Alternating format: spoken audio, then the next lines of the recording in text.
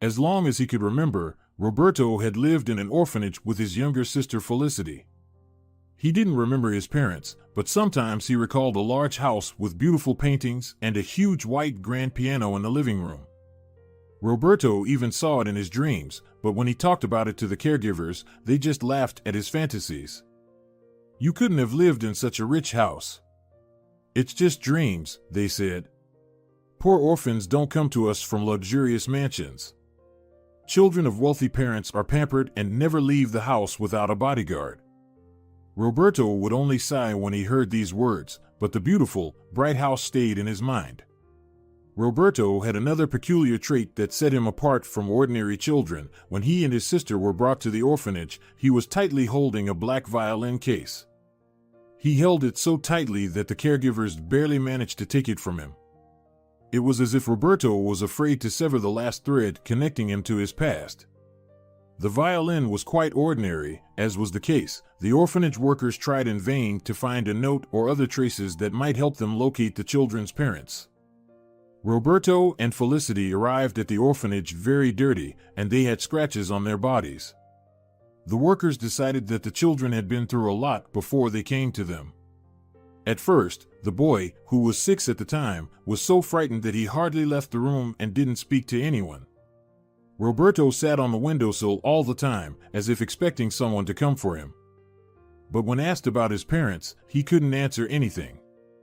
"Did your parents hurt you?" the caregiver asked Roberto, but he only shook his head. "Then where did you get these bruises?" she continued to inquire. Roberto silently shrugged, and no one knew whether he had truly forgotten or just didn't want to talk. It was impossible to get anything out of him. His sister Felicity, who was only 4, slept most of the time, and when she woke up, she wouldn't let anyone but her brother near her. Roberto fed her with a spoon himself and told her fairy tales that he apparently heard from their parents. Thus, several months passed. The caregivers had lost all hope that Roberto and Felicity's parents would come for them. They had become attached to the children, especially to Roberto, who took out his violin every evening and played beautiful, sad melodies for a long time. The women were amazed that a boy so young could play the instrument so masterfully. They secretly cried, wiping their eyes with handkerchiefs, because Roberto's music touched their hearts. "Who taught you to play the violin?" asked his favorite caregiver, Laura. "I don't remember," he admitted, and it was the honest truth. Roberto remembered nothing about his life before the orphanage. Apparently, the previous events had been so traumatic for him that his memory refused to revisit the past to avoid painful memories. But it seemed that playing the violin comforted and calmed the boy, giving him a sense of security in a difficult situation. Time went by. The boy grew up and continued to improve his skills, playing every evening. He and Felicity were gradually getting used to the orphanage and the caregivers. Of course, it wasn't always smooth sailing. Roberto sometimes had conflicts with other kids who called him a sweet boy and envied him because the adults liked him. Sometimes they cornered him to scare him, but they didn't dare to hit him. The caregivers would notice the bruises. Roberto endured the boy's threats and taunts, knowing that his best friend, the violin, would never betray him and would always be by his side. However, one day, one of the boys hid it from Roberto. That's when the boy lost his temper. No one had ever seen him in such a rage. Roberto threw pillows and chairs, stomped his feet, and yelled loudly. The boys scattered in fear. The orphanage staff came running at the noise and screams. Seeing Roberto in such a state, they were extremely astonished. Attempts to calm the boy were unsuccessful. He wouldn't let anyone near him. Finally, Roberto shouted, "Give me back my violin." Only then did the caregivers understand the cause of the boy's tantrum. Laura stayed with Roberto while the other women found the boys, scolded them, and made them return the violin. Terrified, the boys immediately brought back the instrument, and no one bothered Roberto again. His life became more or less peaceful. However, his sister often came to him for help. She lived separately in the girls' room and was also often teased. This upset Felicity greatly, and she secretly dreamed of running away from the orphanage. But Roberto didn't support her idea. Out there, we're not needed by anyone, the boy said reasonably, because we're just children. Wait until I turn 18, then I can live on my own and work. And I'll take you away from here. Felicity sobbed. But there are still 8 whole years until you turn 18, she exclaimed. I can't wait that long. Roberto gently stroked her hair. It's okay, you'll have to be patient. Maybe some nice people will adopt you. Only me? Felicity asked fearfully. What about you? Roberto shrugged. I want our real parents to come for us. Felicity began to cry. Then Roberto would hug her and whisper, I do too. However, deep down, he knew that was impossible. He didn't remember where he knew it from, but for some reason, he was sure of it. Every year, it became more unbearable for Felicity in the orphanage. The other girls still didn't accept her. They laughed at her curls, freckles on her nose, and awkward figure. Felicity cried more and more often. She had trouble falling asleep and ate almost nothing. Most of the time, Felicity sat in some corner where no one could find her. She played with her favorite toy, a plush rabbit, or read books. One early morning, while the girl was sleeping in the dormitory, her roommates flung the window open, then pulled off her blanket and tied her to the bed with ropes made from an old sheet. Felicity woke up from the cold but couldn't move. She tried desperately to free herself, but it turned out the girls knew how to tie very tight knots. Eventually, Felicity caught a severe cold. At first, the caregivers didn't pay much attention to her illness. They didn't call a doctor, just isolated Felicity from the others and gave her warm drinks and herbal infusions to calm her cough. However, the girl kept getting worse and worse. Laura was the first to become worried and called a doctor. Felicity was diagnosed with a fairly advanced case of pneumonia. Exposure to the cold and general weakness from constant stress had taken their toll. Felicity needed serious treatment, which required money. When Roberto found out about this, he was very scared and upset. He had no idea what to do or how to help his sister. The boy was terrified of losing the only person in the world who was dear to him. I have to earn money for the treatment, but how? The boy thought. As usual in such a situation, he took out his violin to calm down. Glancing at the instrument, he suddenly had an idea. He immediately ran to Laura and told her about it. Laura listened attentively to the boy. Yes, I think we can arrange that, she said thoughtfully. But are you sure it will work? And are you ready for this mentally? There will be a lot of people there. The boy nodded fervently. Anyway, I'll try. And that's better than doing nothing. Laura, of course, agreed with Roberto. She promised to go to the orphanage director right away and arrange everything. At first, the headmistress didn't particularly like Roberto's idea, but the gentle and sensible Laura managed to persuade her. All right, the lady agreed. I'll let you do it. But only if you take full responsibility for the boy. Laura promised her she would. Early the next morning, she and Roberto were already standing fully dressed at the orphanage exit. Roberto wore his best white shirt and black pants with suspenders. In his hands, he held a case with his beloved violin. Are you ready? Laura asked, adjusting her hat, and the boy resolutely nodded in response. They left the building and headed to the station, as the orphanage was located out of town. The walk wasn't far, and Laura and Roberto passed the time by giving each other riddles. Then Laura told the boy about her childhood, which was also spent in an orphanage. Roberto was surprised. He didn't know Laura was an orphan like him. It's a shame I was born so late, the boy said. I would have adopted you. Hearing these words, Laura laughed, but she was very pleased. I would gladly be your daughter, Roberto, but alas, it's impossible. The boy sighed. Sometimes the best people have the hardest lives, he noted philosophically, and Laura nodded in agreement. Finally, they reached the station, and the young woman bought tickets for the train. Roberto looked out the window the whole way. He was very nervous. Once again, like in his early childhood, he clutched the violin case tightly in his hands. Finally, they arrived at the main city station. There they stood in the central square, and Roberto took the violin out of its case.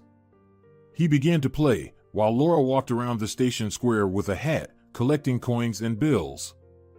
Many people stopped to listen to the wonderful, touching melodies the boy played. The hat in Laura's hands gradually filled with money. An hour and a half or 2 hours passed, and it was full. The boy had already taken a break once, but was still very tired and hungry. Laura signaled that it was time to finish, and Roberto decided to play a final melody. He chose his favorite piece, very gentle and calm music, and played it with feeling. The boy closed his eyes and didn't immediately notice a man of about 45 stopped nearby. He was tall and handsome, with dark hair streaked with gray. The man had tanned skin, a mustache, and a goatee. His gray eyes looked serious and even stern. The man stared intently at the boy, frowning as if he didn't like what he heard. Roberto noticed the man only when he finished playing. He gasped because the man seemed very familiar. But I couldn't have seen him. I've lived in the orphanage my whole life, the boy thought. Where did you learn that melody? The man suddenly demanded. Who taught you to play it? Roberto was frightened.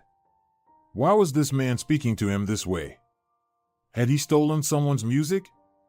But he had known it since childhood, and couldn't remember who taught him.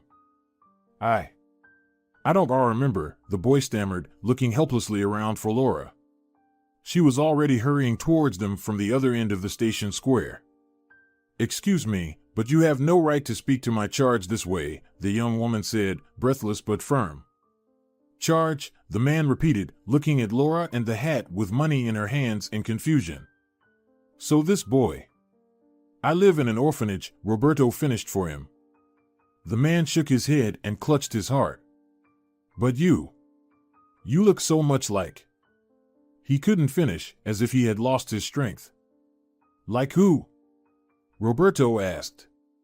Who do I look like? But the man didn't answer. Without a word, Laura quickly led the boy to the ticket counters. Roberto resisted. But Laura, this man seems to know my parents. He said I look like someone. We must ask him. But Laura was stubborn. No, Roberto. This man looks very suspicious. You heard how he attacked you over some song. Maybe he's crazy, and he's seeing things. We can't trust anyone. I am responsible for you. Saying this, Laura noticed a free ticket counter and quickly dragged Roberto there. After buying 2 return tickets, the young woman led Roberto to the platform. To her great relief, the train was leaving in 5 minutes. Laura and Roberto got into the carriage, and soon the doors closed. The boy clutched his violin case tightly again, and Laura held the bag with the collected money. There should be enough for Roberto's sister's medicine, she thought happily. But the boy had completely forgotten about the money. He was thinking about the man he had met at the station square. Now Roberto was 100% sure he had seen him before. But it was too late. Fortunately, and to everyone's relief, Felicity quickly recovered. Within a week, she returned to the orphanage. The caregivers realized that the girls she had been living with were treating her cruelly, so they moved her to a room on another floor. There, Felicity immediately made a friend, a modest but cheerful girl named Victoria. Roberto was very happy when his sister told him the news. However, he couldn't stop thinking about the dark-haired gentleman at the train station, and his life was no longer the same. He blamed himself for missing the opportunity to learn something about his parents and his past life. However, his worries were in vain. One afternoon, during their after-lunch rest, Laura knocked on the boy's room door. Roberto, you're being called to the headmistress. Everyone looked at the boy in surprise. Him? To the headmistress? Did he do something wrong? The boys wondered. Are you kidding? Said someone. He's such a goody-goody. The headmistress just wants to hear some music, another boy laughed. The others joined in the joke. Don't forget your instrument, violinist, they all shouted. Roberto silently stood up and walked to the door. Don't pay attention to them, Laura advised, and Roberto nodded in response. However, he was now worried about the same thing. Why had he been summoned to the headmistress? When the boy entered, he noticed that the headmistress was not alone. She had a visitor. When he saw who it was, Roberto gasped. Sitting in the chair opposite the headmistress was the same gentleman from the train station. The boy was taken aback, not knowing what to think or how to act. "Please sit down, Roberto," the headmistress asked gently. The boy sat on a leather couch by the wall. His knees were trembling, and his heart was ready to jump out of his chest.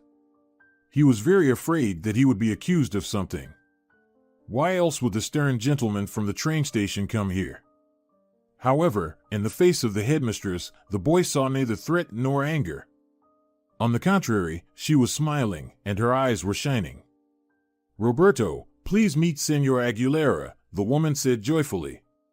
"He is a well-known musician and a respected music teacher in the city. He wants to adopt you." Roberto couldn't believe what he heard. He looked from the headmistress to the gentleman and back again. "But what about my sister?" Roberto asked in a trembling voice. "I swore to myself that I would never leave her here alone." The woman smiled kindly at Roberto. "Don't worry about her.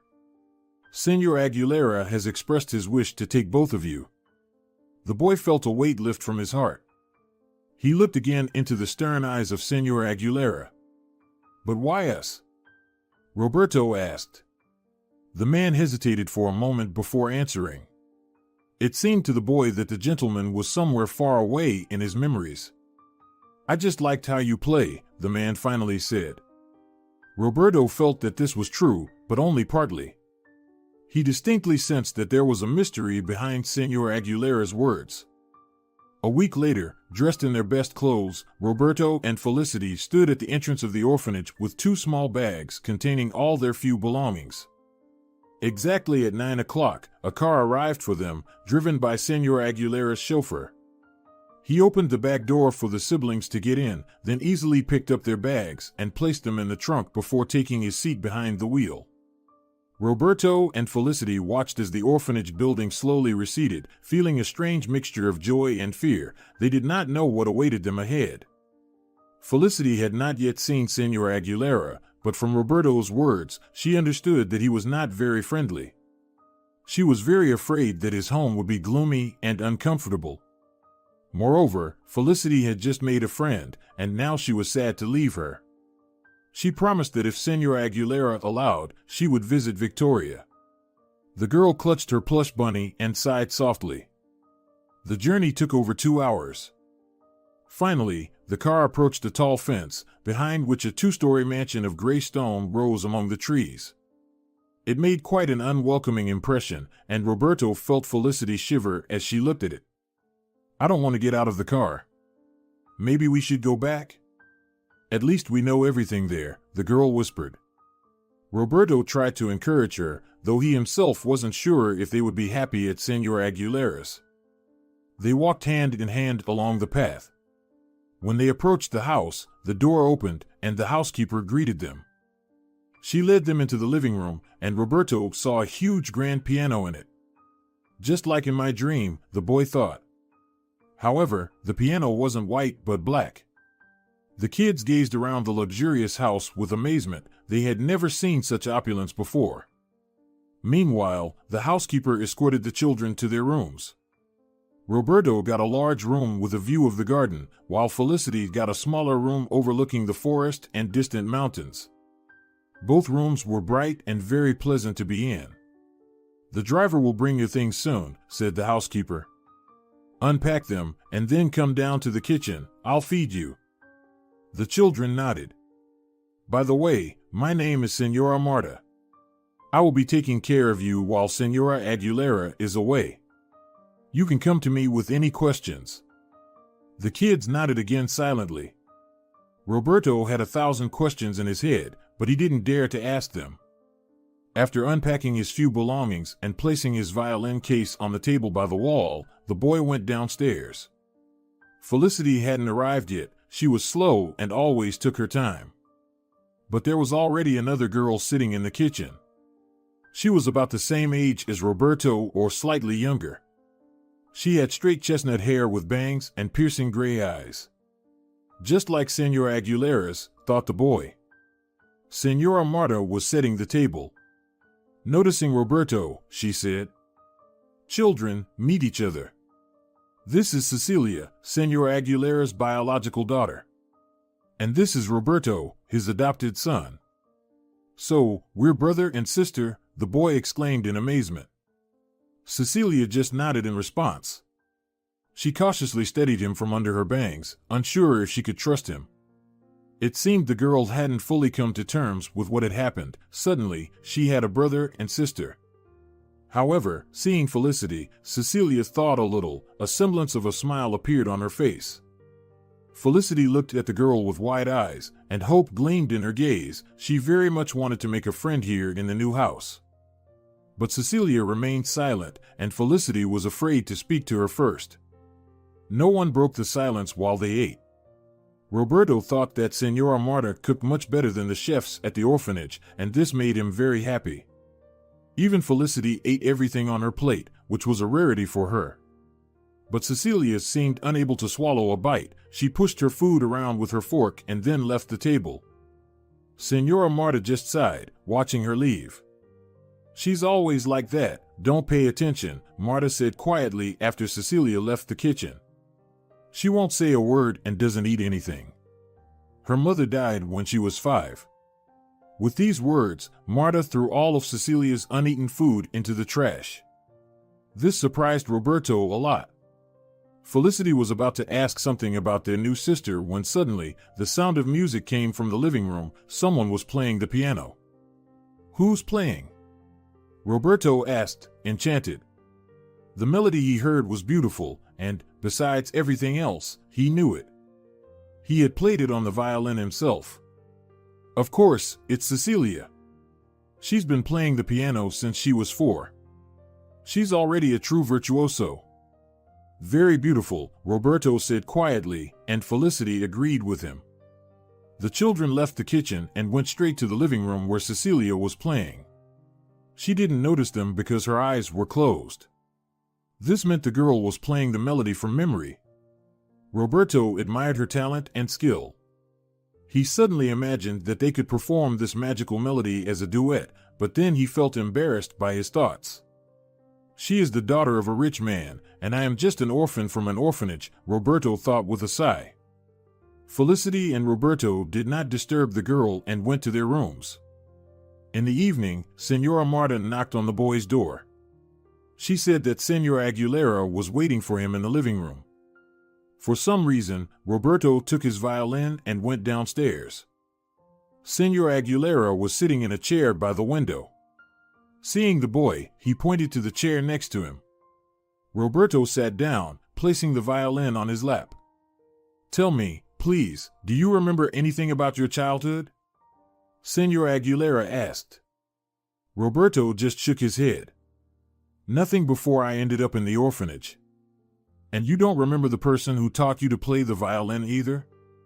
Roberto just nodded, looking at Señora Aguilera with clear eyes. He hoped that the man would now tell him about his past, but he only frowned. "I only remember a big house with paintings," the boy ventured to say. "And a white grand piano." Señora Aguilera shuddered and gasped. Roberto leaned forward, watching his reaction. Could it be that this wasn't his imagination? Could this house actually exist? But Señora Aguilera quickly composed himself. "Play that melody from the station for me," he calmly requested. Roberto sighed, obediently took the violin from its case, and began to play. He didn't notice Cecilia enter the room. She quietly observed him from under her bangs, and it was impossible to tell what she was thinking. When Roberto finished, Señora Aguilera said, "Cecilia, come closer. Have you met your new brother?" The girl approached and silently nodded. "I want you to start playing together, so you can perform in the talent contest this spring. I think you have every chance to win." Thus Roberto's wish came true. He and Cecilia started rehearsing together every day under the guidance of Señora Aguilera. He usually listened to their playing in silence, occasionally adding comments, but overall, he liked how their duet sounded. As soon as the rehearsal ended, Cecilia would immediately leave for her room or the garden, and Roberto never managed to exchange even a word with her. Sometimes he thought the girl was mute, although he did hear her quiet voice a few times when she answered Sonora Marta. Felicity was very bored in Senor Aguilera's house. She wanted to have a friend and constantly asked Roberto if he had made friends with Cecilia yet, but the boy just shook his head every time. One day he was walking in the garden and saw Cecilia. She was sitting by a small pond, feeding the plump carp. Roberto approached. "Hello," he said. The girl flinched in surprise. She thought no one was around. Glancing at Roberto from under her bangs, Cecilia silently nodded to him. "Do you feed them every day?" the boy asked, and Cecilia nodded again. "They're so cute," Roberto continued, squatting down next to the girl. "This one's my favorite," Cecilia said unexpectedly, pointing to the fattest carp. "His name is Senor Amato." Roberto smiled. "Hello, Senor Amato," he said. Cecilia looked at him, and a shadow of a smile flickered across her face. "Do the others have names too?" the boy inquired. Cecilia named each fish in turn. "Wow! How do you not mix them up?" Roberto was amazed, but Cecilia just shrugged in response. They sat by the pond for a long time, and then the boy suggested playing a game. She agreed.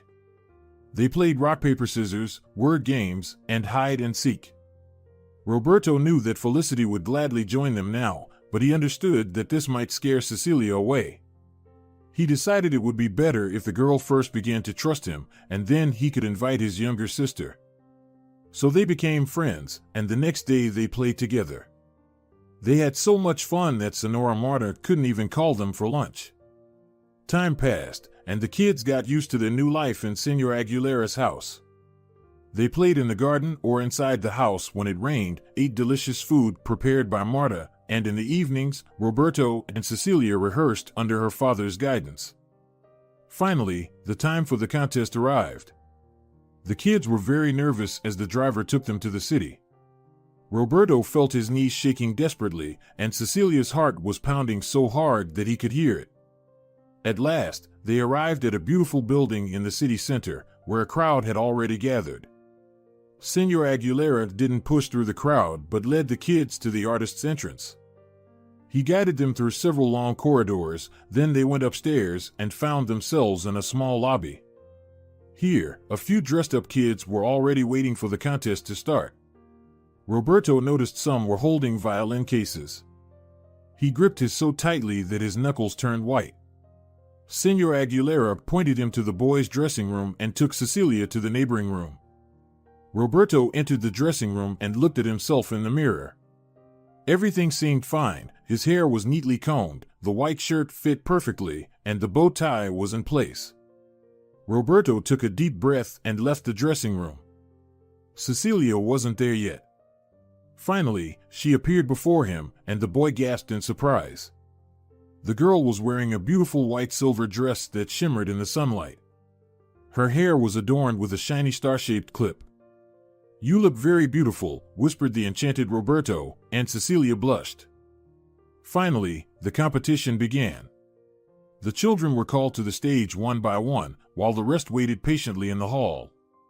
The room was filled with an excited buzz. Everyone was sharing their thoughts, hopes, and fears.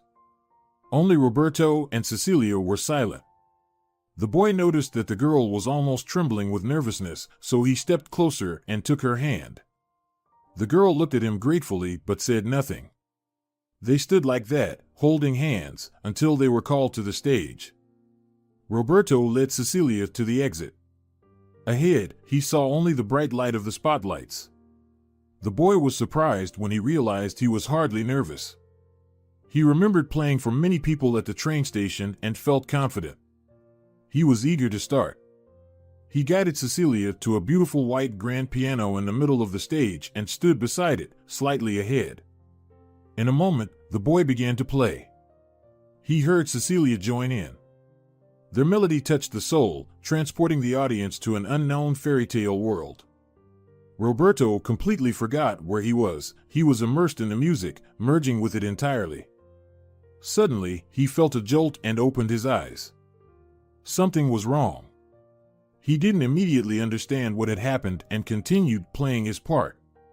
The jolt repeated. The melody, which had been flowing smoothly and harmoniously, suddenly crumpled like paper stuck in a drawer. A disappointed sigh swept through the hall. It was as if the audience had been abruptly pulled from a sweet dream. But what had happened? Roberto didn't immediately realize that Cecilia had made two mistakes. It was the false notes that had so sharply jarred his ears. He wanted to turn around and see what had happened, as Cecilia had never made mistakes before, but he couldn't stop and continued to play the melody to the end. Finishing, he bowed deeply. There was applause in the hall, but not the thunderous ovation he had expected. Roberto sighed and turned to the girl. She was still sitting at the piano, her head bowed low. The boy approached and took Cecilia's hand. She looked at him with tear-filled eyes.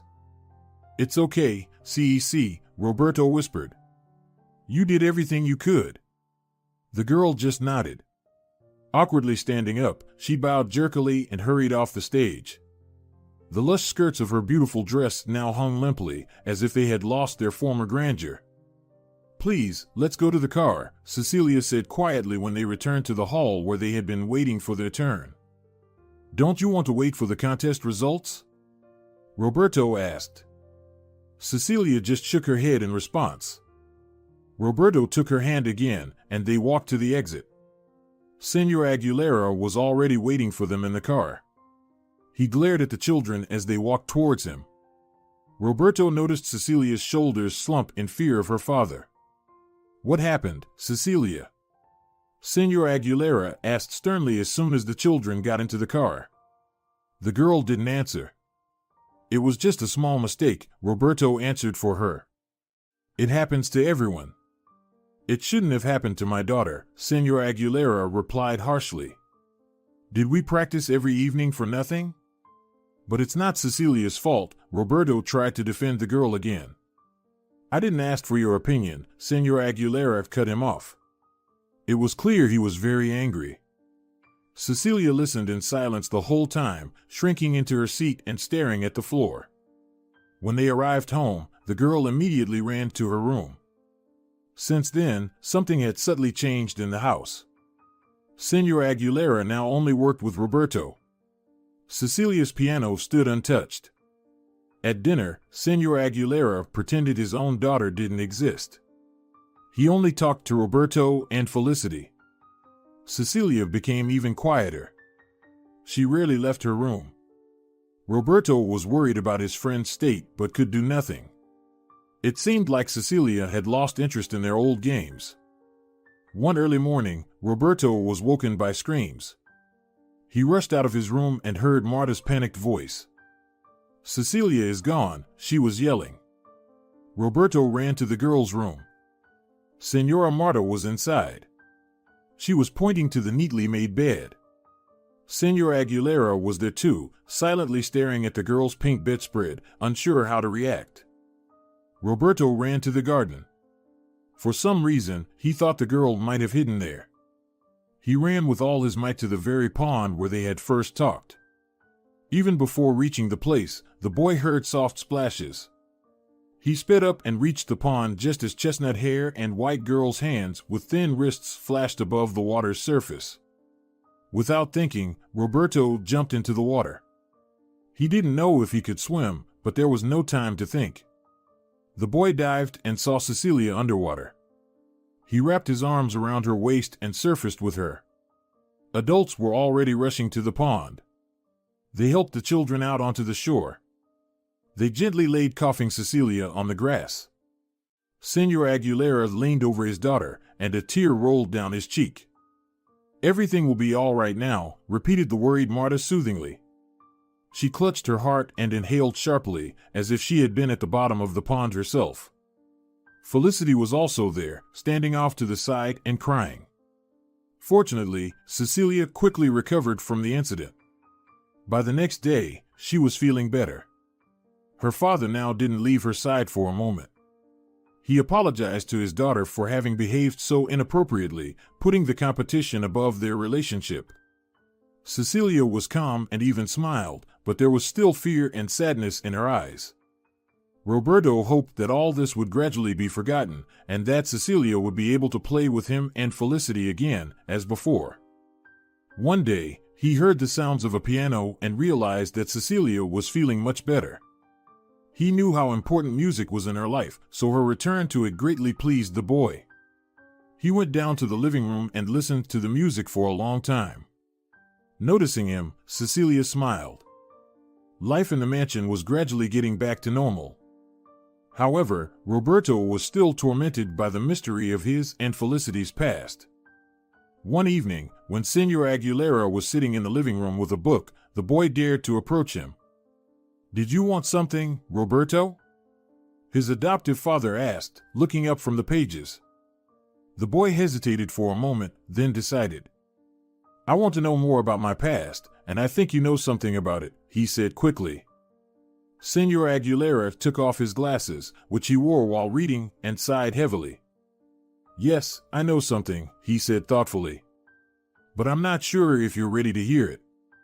Roberto sat in a chair next to his adoptive father and exclaimed fervently, "Of course, I'm ready.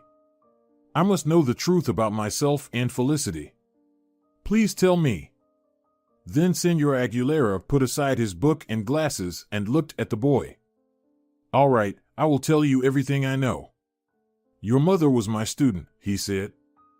"Really?" Roberto couldn't believe his ears. Senor Aguilera just nodded in response, and his eyes grew misty, as if he was wandering far away down the paths of his memory. "I was about 30 at the time, and I had been teaching music for several years. When I first saw Carmen, your mother, I fell in love with her at first sight. She was so graceful that all men watched her with admiration. She had long red hair and the same blue eyes as you. But of course, I never told Carmen about my feelings. It would have been unethical of me. She was learning to play the violin and was a very talented student. About a year after she started her lessons, she was already composing her own melodies. They were magical. Every day, I fell more in love with Carmen, and she felt it. I invited her to concerts and restaurants. We went on trips together, but she kept her distance. To her, I was always just a teacher and an interesting companion, but nothing more. Then she met your future father. He was a wealthy patron who loved music and painting, and he lived in the big, bright house you told me about. So that house really exists? It wasn't a dream? Roberto asked quietly. Of course, it exists, and you remembered it, Senor Aguilera replied. Then he cleared his throat and continued. I won't hide it. It was sad for me to watch your father gently hold Carmen by the waist and see her trustfully lean towards his ear to whisper something. But there was nothing I could do. I saw that they deeply loved each other. I couldn't stand in the way of your parents' happiness, so I stepped aside. I remained Carmen's beloved teacher and good friend. Soon I met Cecilia's mother and married her. A year later, your parents got married, and soon you were born. When you were 3 or 4 years old, Carmen started teaching you to play the violin. It was difficult for you, but your mother was very patient. And her patience paid off. Then Felicity was born, and Carmen became even happier. Everything seemed so cloudless. Having said this, Senor Aguilera sighed heavily. Roberto felt that he was about to hear something tragic. But where are my parents now? What happened to them? He asked, fearing the answer. They died, his adoptive father replied quietly. You were in a car, and there was an accident. The bodies of your parents were found in the wrecked, mangled car. Only you and Felicity survived. Apparently, you and your sister got out of the car and went looking for help, realizing that your parents were not moving. Roberto couldn't believe what he was hearing. His temples began to pound, and blood rushed to his head. Their parents are no longer alive, the same thought kept spinning in his mind. It seems the accident traumatized you so much that you forgot everything, Senor Aguilera concluded. Roberto felt a tear rolling down his cheek. Noticing this, Senor Aguilera took his hand. I am very sorry, he said. Roberto only sobbed in response. They were wonderful people, Senor Aguilera continued. I would give anything to bring them back. When I found out Carmen was gone, I felt like a part of me died with her. He paused for a moment. Then I learned you were missing. They couldn't find you. And since neither Carmen nor your father had any relatives, there was no one to take care of you. Roberto listened carefully to his adoptive father. Then I accidentally heard a familiar melody at the train station. I would recognize it among 1,000 others. Your mother composed it. It was her favorite melody. It was born when Carmen fell in love with your father. Roberto sobbed again, and this time Senor Aguilera embraced him like a son. Of course, I didn't immediately realize you were Carmen's son. I hadn't seen you for a long time, and you had changed with age. At first, I thought you somehow stole my student's melody. But then I connected the dots and realized you were her son. That's when I decided to take you in. I'm sorry I didn't tell you everything right away. I was very afraid of traumatizing you again, and you had already been through so much. Roberto nodded understandingly. Everything happens in its own time, he replied with a wisdom beyond his years. Since then, Roberto often thought about his parents before going to bed. He tried to imagine them in every detail and then decided to ask Senor Aguilera if he had a photograph of his mother and father.